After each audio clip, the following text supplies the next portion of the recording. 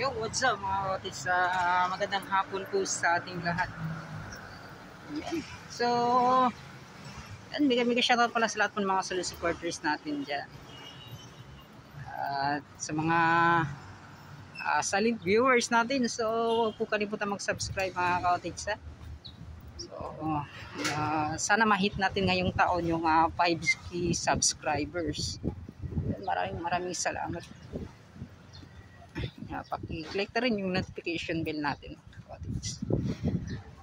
At yun, so dito tayo dumaan. So dito pala ako sa may Arcastillo, sa may daanan po ito sa may Mats mga kaotits.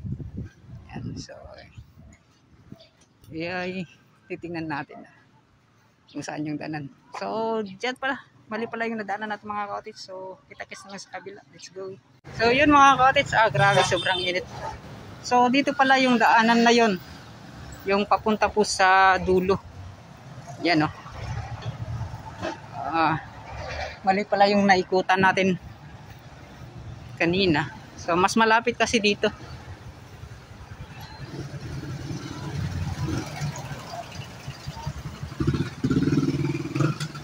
Malapit lang pa yan dyan sa highway mga kaotits. So, dito sa Barangay Duterte.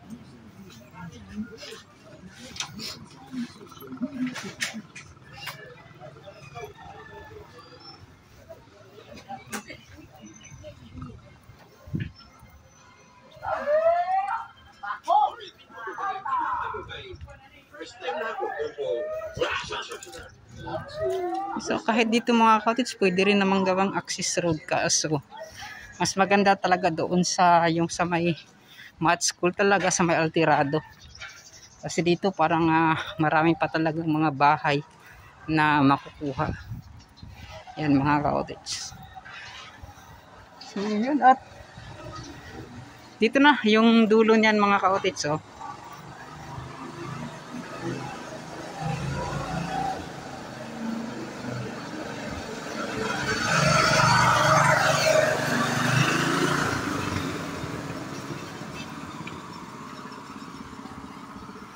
Ngayon po ay January 4, 2024. So ito na yun mga kaotits, yung sinabi ko na itong daluyan po ng tubig kanal sa Barangay Duterte. So kita nyo naman po kung ano yung meron dito.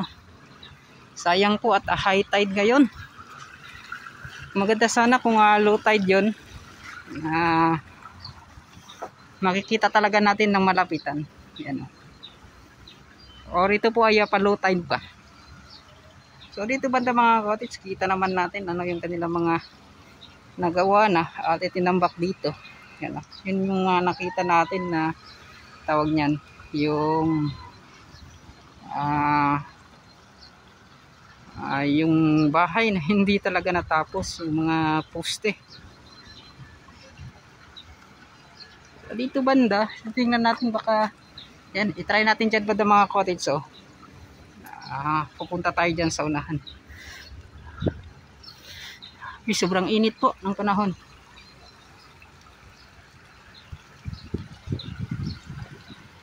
Yun may pumasok na naman at magtatambak mga kaotits.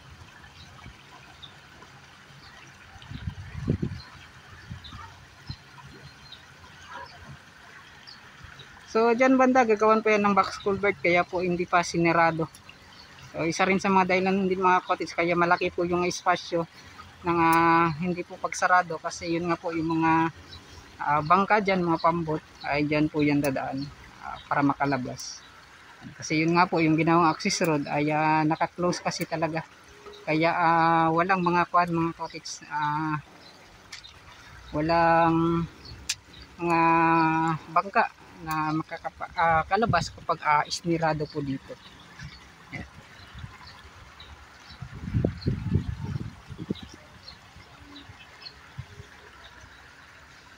So try natin dyan banda mga cottage.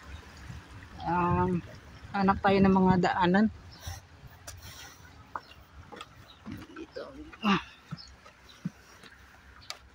Yun, oh.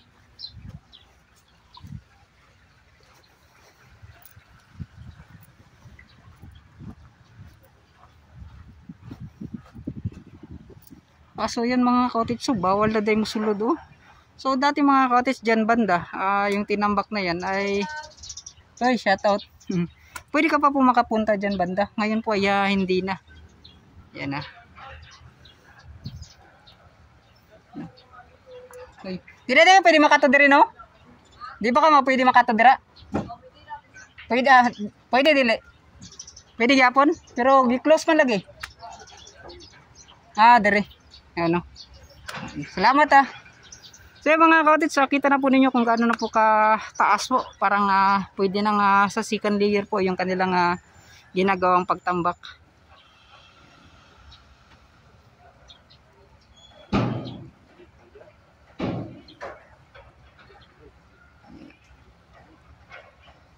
Yan, nakasarado. Dati kasi mga cottage, pwede pang makakuan dyan. Ngayon, ayun, parang dyan na tayo sa gilid. So, bawal lang siguro nga pumasok dyan sa mga taniman na ginawa nila. So, tatry natin dito banda mga cottage. Oh. May mga naglalaro ng billiard. Ang banda. Yan.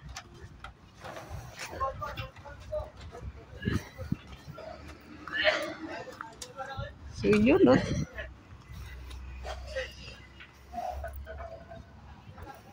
Ingon nga mangilid-kilid ta diri ah. Yun. So ito parang bago lang tinabakan talaga ng mataas. Dati kasi mga cottage di po ganito kataas po yung kanilang naitambak. So ngayon ito po. Yan oh. So kung dito banda ito po yung mga makikita natin. Ngunit yung dito sa mga kabahayan ay hindi naman masyadong tawag niyan. Hindi naman masyadong malayo, di naman masyadong malapit. So parang nasa mga yung dyan banda parang nasa 20 meters at dito malapit sa mga 25 meters ata or 30 mga cottage. Yeah. So Jay, may naganap palang sunog dito banda mga cottage oh. So itatry natin updatein yan mga cottage. Ito pala yung nabalitaan natin. Yung ito ata yung unang nasunog bago doon sa may tawag niyan, bago doon sa may Leon Garcia. Yun, oh. Yung malapit dito sa Coastal Road. So maya-maya mga cottage pupuntahan natin yan.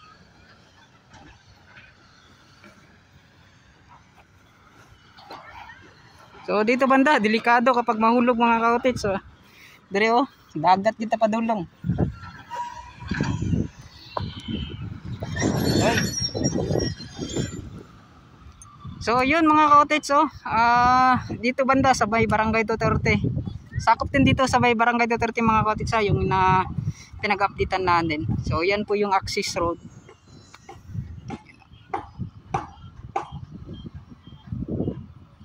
Yan. So makikita nyo yung kanilang pagre-reprap dito sa side na to. Yan.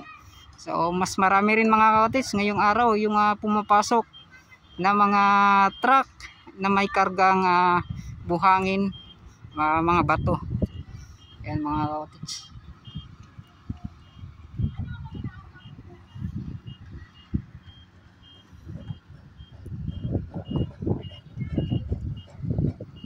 So maya-maya pagkatapos nito mga cottage, pupunta tayo doon sa may Leon Garcia na naman.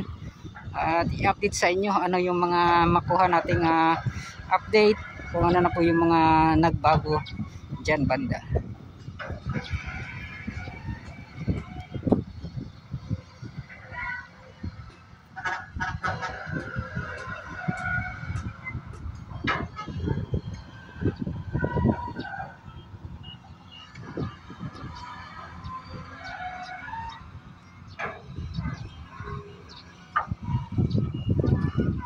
Yun no.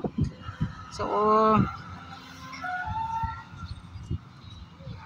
para kan mga cottage, sure ko talaga na hindi po magalaw masyado yung pagkuha natin kasi naka-zoom kasi mga cottage eh. So ito na po yung mga kaganapan ngayong araw dito sa Barangay Duterte R. Castillo segment.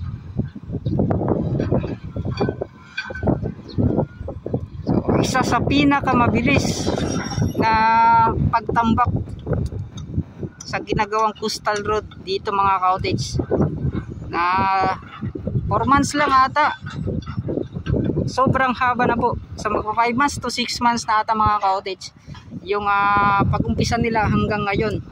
So ito na po yung nakita nating pagbabago dito sa may Leon Garcia, dito sa may Barangay Duterte pala mga cottage. Ayan.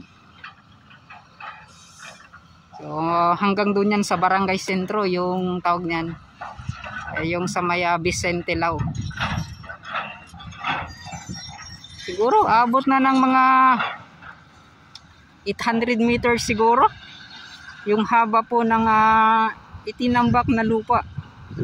Mag-umpisa tayo dyan banda sa hindi pa nagdugtong sa may Leon Garcia, at ito nga sa UBIN mga cottage, at doon po sa may Vicente Lau, doon sa may Barangay Sentro, parang nasa mga 800 meters ata mga cottage kung hindi po tayo nagkakamali.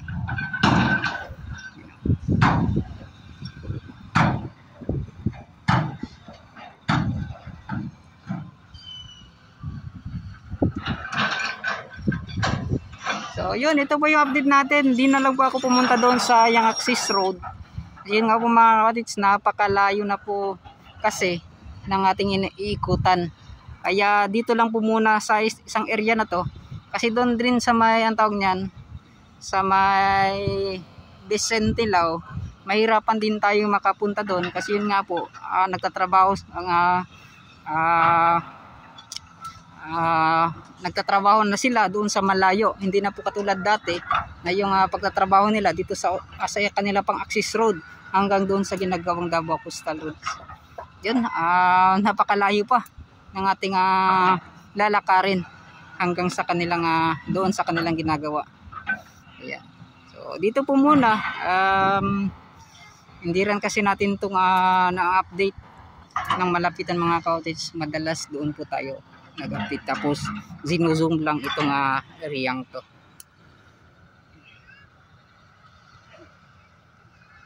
So sana linaw po mga cottage yung kasi napakainit po ngayong araw. At yun, i-update pala natin yung mga kabahayan dyan, ano po yung mga update. So yun, let's go. Ayan boss, so mga kwanday na siya kanang muraga, saan siya, private drea or private no? Masa dugay na siya gitambakan or bago lang? Dugay na no? Yeah. So sa mga gusto mo dayo daw diri mga billiard master dira you know? Yeah. So yung mga cottage, ito po yung mga update natin. So at least dito banda ay naipasilip natin yan. So try natin pupuntahan doon banda mga cottage. So yung kabahayan na nasunog pala, na hindi po natin yan napuntahan dito banda. So nahirapan tayo sa pagdaan mga cottage. So dito tayo sa taas. Yan, babalik po tayo dito.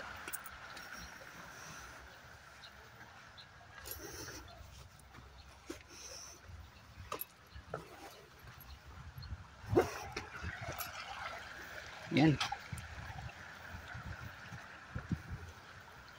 Grabe, sobrang init po ng panahon ngayong araw.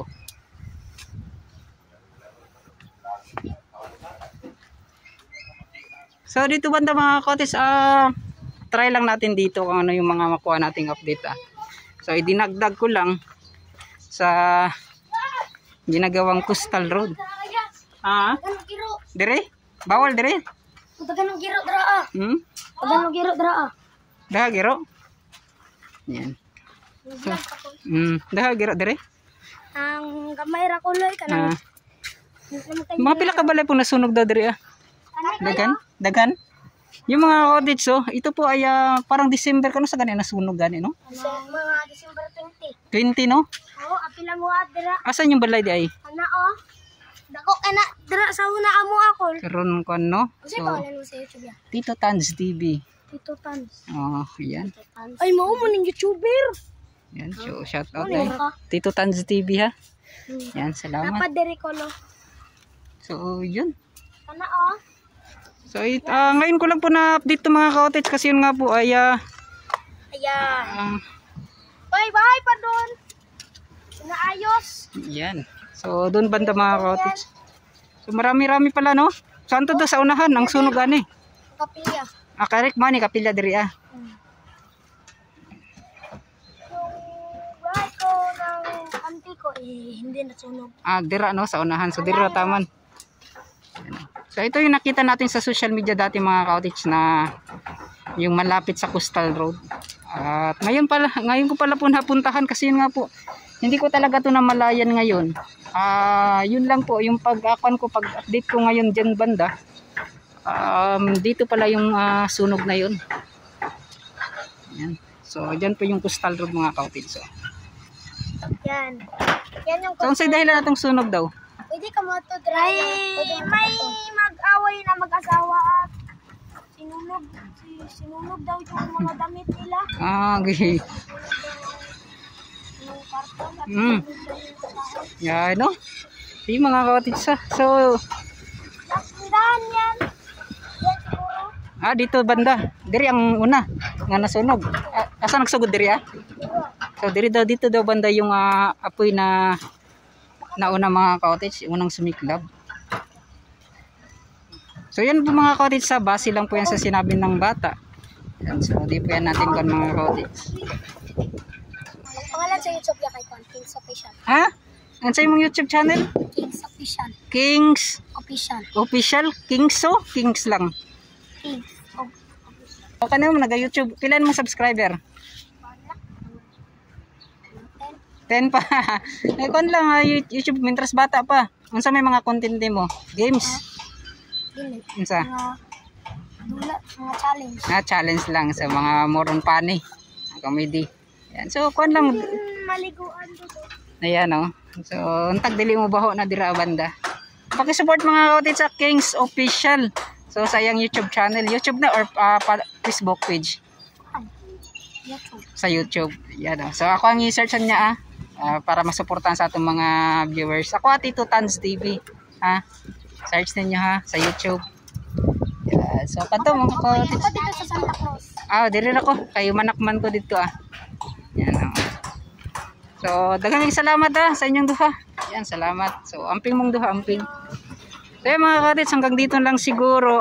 Ito na lang ay pinuntahan lang natin itong area na to na nasunog dito sa may Coastal Road. Yan. So ito po ay nangyari daw noong December 20. Yan. So iba din yung doon banda sa may Leon Garcia. Yan, sa may San Vicente po yun. Mga ka-cottage. So hanggang dito na lang. Maraming salamat na nag-vlog dito Adire. Sa Santa Cruz. So maraming salamat at hanggang dito na lang sa mga FWs natin dyan. Mega shoutout at mag-ingat po kayong lahat. Yan, bye bye na.